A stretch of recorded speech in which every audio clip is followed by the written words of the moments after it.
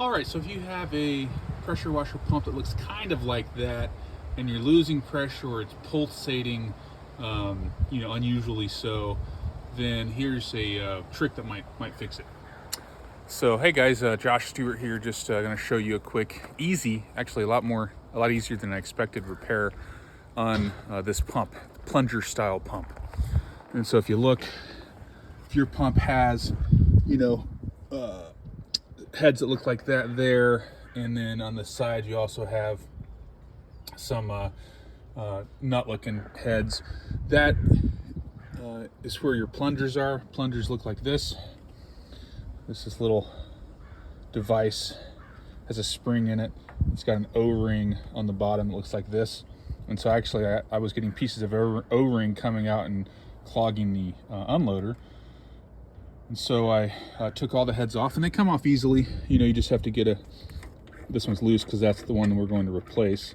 And so if you look down in the bottom, everything's been taken out of this one. So if you look in the bottom there, it's just the gap. But we're going to put this O-ring in the bottom there, and then the valve assembly plunger thingy on top. This is what the old one looks like. So I pulled all those nuts off there. I'm not sure what those are called. Covers, valve covers maybe. Pulled all those off, the bottom and the top. Everything looked really good except for this one, which was in pieces, and the O-ring was 80% gone, which means that makes sense what clogged my unloader. So new unloader, and then I've got a pressure gauge in there so that I can check the PSI once I'm done with this repair. But to get the old O-ring out, for me it was super easy, but you might need one of these O-ring removers. To put the new one in, I'm just going to use a screwdriver to gently seat it, and then you need just a pack of these, depending on how many valve assemblies you need to replace. And I just used ChatGPT, took a picture of my pump and asked, what part I needed, and then this is just the ratchet to take that head on and off.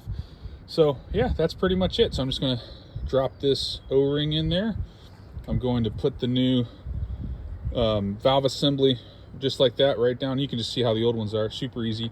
And then when I'm done, I'm going to test the PSI, make sure my pressure is correct for this pump. For this pump, I do 3,500 PSI and then 3,000 when it's working. So I like to have at least 3,000 PSI when it's under load. And to do that, you just adjust that nut right there on the unloader.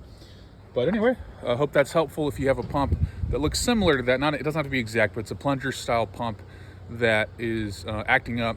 Could be the unloader, but it also could be one of your valve assemblies.